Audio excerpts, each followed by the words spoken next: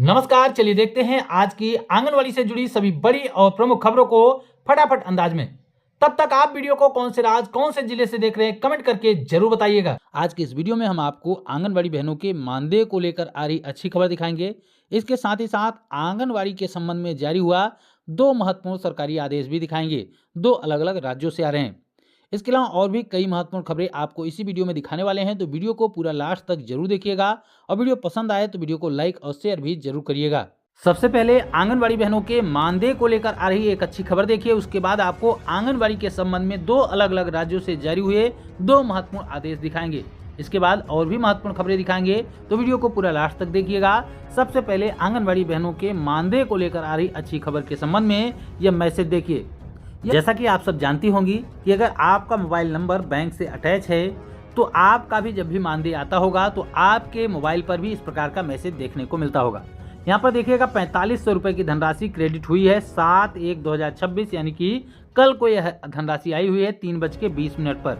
यानी कि आंगनबाड़ी बहनों के खाते में जो केंद्र सरकार के मानदेय का पैसा है वो आना शुरू हो चुका है।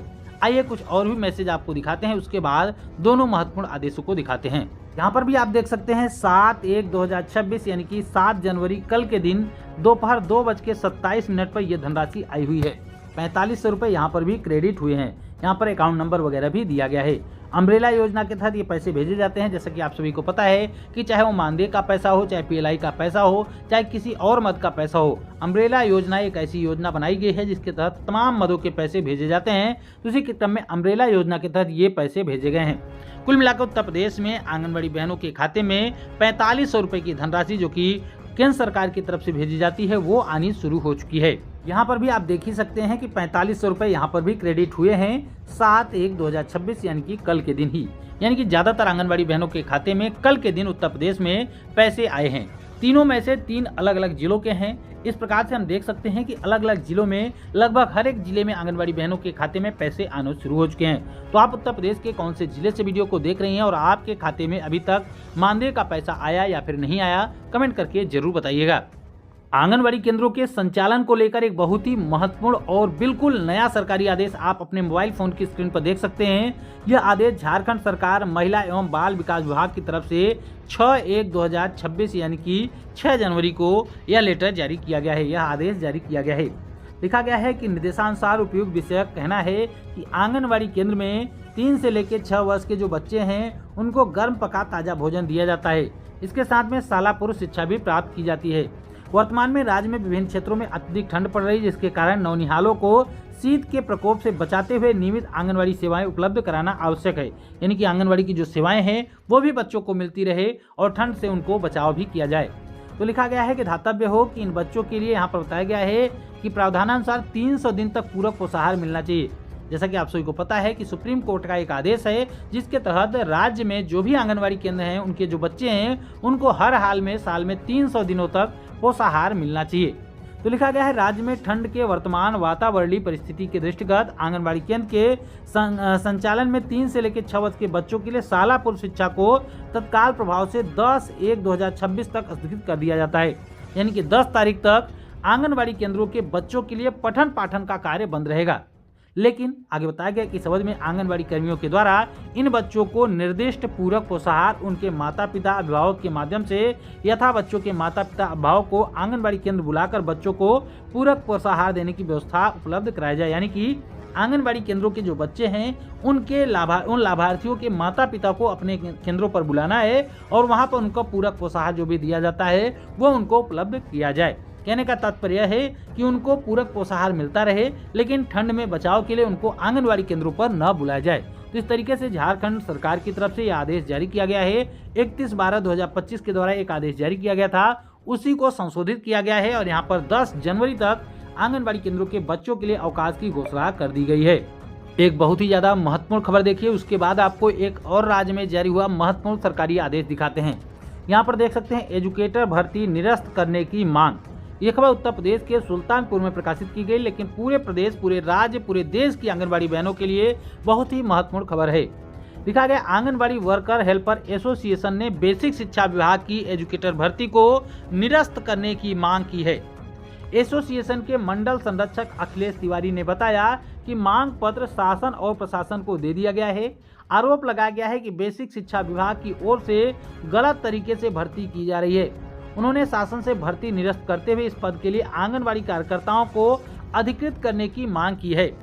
इसका विरोध इससे पहले भी हुआ था, लेकिन इसको लेकर फिर बाद आगे कार्रवाई नहीं हुई। लेकिन एक बार फिर से एजुकेटर भर्ती का विरोध शुरू हो रहा है। क्यों? क्योंकि आंगनबाड़ी कार्यकर्ताओं का कहना है कि हम वर्षों से, पिछले 50 सालों से आंगनबाड़ी के बच्चों को पढ़ाने का काम कर रहे हैं और आज भी हमको 4500 रुपए और केंद्र सरकार देती है और राज्य सरकार 1500 देती है, यानी कि 6 से 7 हजार रुपए के बीच में उनको पैसा प्राप्त होता है। लेकिन जो नई भर्ती की बात हो रही है, यहाँ पर एजुकेटर भर्ती की बात हो रही है, ईसीसी एजुकेटर के नाम से जो भर्ती का प्रावधान किया गया है, वो केवल बच्चों के पढ़ाने का काम करेंगे और उनको मानदेय मिलेगा 10,313 रुपए, जो आज भी आंगनबाड़ी बहनों को प्राप्त नहीं हो पा रहा है। तो कहीं ना कहीं यह गलत है, क्योंकि आंगनबाड़ी बहनें इसके लिए योग्य भी हैं और अनुभवी भी हैं। पिछले 50 सालों से आंगनबाड़ी बहनें यही काम तो कर रही हैं, पढ़ने पढ़ाने का काम, इसके अलावा बच्चों के पोषाहार का काम, माताओं का काम, गर्भवती धात्री माताओं का काम, किशोरियों के लिए काम, तमाम कार्य आंगनबाड़ी कार्यकर्ताएं करती हैं। उसके बावजूद उनको 7,000 मिलता है और एजुकेटर जो भर्ती की जा रही है उसमें केवल पढ़ाने के लिए नियुक्त किया जाएगा। और ऐसा भी नहीं है कि पढ़ाने के लिए उनको अकेले ही पढ़ाना पड़ेगा, आंगनबाड़ी कार्यकर्ताओं को भी इसमें साथ लगाया जाएगा। लेकिन इसके बावजूद भी उनको 10,313 रुपए का मानदेय मिलेगा। और आंगनबाड़ी बहनें जो पढ़ाने के साथ साथ तमाम और भी काम करते हैं, जनगणना का काम करती हैं, तमाम और भी विभागों का काम करती हैं, उसके बाद भी उनको 7,000 मिलेगा। तो ये कहाँ का न्याय है? इसी बात को लेकर यहाँ पर विरोध किया जा रहा है और एजुकेटर भर्ती को तत्काल निरस्त करने की मांग की जा रही है। हम भी इस मांग का पूर्णतः समर्थन करते हैं और अगर आप लोग भी इस मांग की समर्थन करते हैं तो इस वीडियो को लाइक करिए। लाइक करने के साथ साथ ज़्यादा से ज़्यादा शेयर करिए और इस आवाज़ को ज़्यादा से ज़्यादा लोगों तक पहुंचाने का काम करें, सरकार के कानों तक पहुंचाने का काम करें। और हो सके तो आप लोग भी इसके लिए ज्ञापन वगैरह जरूर दीजिए, अपने अपने संगठनों से बात कीजिए, इसको लेकर, इसके विरोध में, इसको रद्द कराने को लेकर आप लोग भी ज्ञापन वगैरह दीजिए, ताकि इसका ज़्यादा प्रभाव हो सके। क्योंकि कहीं ना कहीं ये पूरी तरीके से आंगनबाड़ी बहनों के विरोध में भर्ती की जा रही है। आइए आपको एक बहुत ही ज़्यादा महत्वपूर्ण आदेश दिखाते हैं।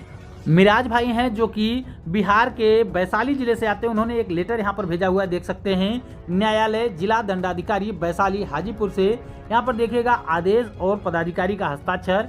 आदेश क्या है? यहाँ पर लिखा गया है कि वैशाली जिला अंतर्गत अत्यधिक ठंड की स्थिति बनी हुई है एवं तापमान भी काफ़ी कम है, जिसके कारण बच्चों के स्वास्थ्य और जीवन पर प्रतिकूल प्रभाव पड़ने की संभावना है और इससे इनकार नहीं किया जा सकता। मौसम विभाग के पूर्वानुमान के अनुसार अगले कुछ दिनों तक इसी प्रकार की स्थिति बनी रहेगी। इसको देखते हुए यहाँ पर आंगनबाड़ी केंद्रों के बच्चों के लिए अवकाश देने की घोषणा की गई है। यहाँ पर पहले 3 तारीख तक आंगनबाड़ी केंद्रों के बच्चों के लिए छुट्टी की गई थी, लेकिन इस छुट्टी को अब बढ़ा दिया गया है। लिखा गया है वैशाली जिला के सभी सरकारी, निजी विद्यालय, प्री स्कूल, आंगनबाड़ी केंद्रों सहित कक्षा 1 से लेकर 8 तक के सभी शैक्षिक जो गतिविधियां हैं उनको 7/1/2026 और 8/1/2026 तक पूर्णतः प्रतिबंधित किया गया है। यानी कि इन छुट्टियों को बढ़ाकर 8 तारीख तक कर दिया गया है। लेकिन अगर इसी प्रकार से ठंड का प्रकोप जारी रहा तो ये छुट्टियां आगे भी बढ़ाई जा सकती हैं। फिलहाल 7 और 8 तारीख तक यहाँ पर आंगनबाड़ी केंद्रों के जो भी कक्षाएं हैं वो बंद रहेंगी, लेकिन आंगनबाड़ी कार्यकर्ताओं को तमाम राज्य, तमाम जिलों की तरह यहाँ पर भी केंद्रों पर उपस्थित रहकर तमाम अपने कार्यों को करना पड़ेगा। जिला दंडाधिकारी वर्षा सिंह हैं, उनकी तरफ से यह आदेश जारी किया गया है। अगली महत्वपूर्ण खबर देख सकते हैं कि आंगनबाड़ी सेविका सहायिकाओं ने प्रधानमंत्री को लिखा पत्र। सोना हाथू से यह खबर है झारखंड से।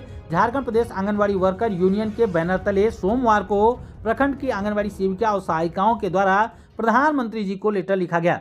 आंगनबाड़ी सेविका और सहायिकाओं ने कहा कि मानदेय वृद्धि, ग्रेच्युटी भुगतान की मांग को लेकर प्रधानमंत्री को पत्र लिखा गया है। वर्तमान समय में जो मानदेय मिलता है वो काफी कम है, जिससे परिवार का भरण पोषण नामुमकिन है। आगे लिखा गया है कि वेतन वृद्धि और ग्रेच्युटी भुगतान की मांग को लेकर क्रमबद्ध तरीके से राज्य के सभी आंगनबाड़ी केंद्रों की सेविका और सहायिकाओं के द्वारा प्रधानमंत्री को लेटर लिखा जाएगा। यानी कि आगे और भी जितनी भी आंगनबाड़ी सेविका सहायिकाएं हैं वो सभी प्रधानमंत्री जी को लेटर लिखने का काम करेंगी। फिलहाल यूनियन के सदस्यों के द्वारा, आंगनबाड़ी कार्यकर्ताओं के द्वारा, यहाँ पर तस्वीर भी देख सकते हैं, तमाम यहाँ पर सेविका सहायिकाएं उपस्थित हैं जिनके द्वारा प्रधानमंत्री मोदी को लेटर लिखा गया है। उनमें तमाम मांगों का जिक्र किया गया है, जिसमें प्रमुख मांग मानदेय वृद्धि और ग्रेच्युटी वगैरह का भुगतान करने को लेकर है। ये थी आज दिन भर की आंगनबाड़ी से जुड़ी सभी बड़ी और प्रमुख खबरें। हमें उम्मीद है कि यह वीडियो आपके लिए महत्वपूर्ण रही होगी। वीडियो अगर आपके काम की रही हो, वीडियो पसंद आई हो तो वीडियो को लाइक कीजिए। लाइक करने के साथ साथ इस वीडियो को शेयर भी जरूर किया करिए और आगे भी आंगनवाड़ी से जुड़ी सभी राज्यों की आंगनवाड़ी खबरों को पाने के लिए चैनल को जरूर सब्सक्राइब कर लीजिए। फिर मिलेंगे अपनी नई वीडियो में कुछ और भी महत्वपूर्ण खबरों के साथ। तब तक के लिए नमस्कार, जय हिंद।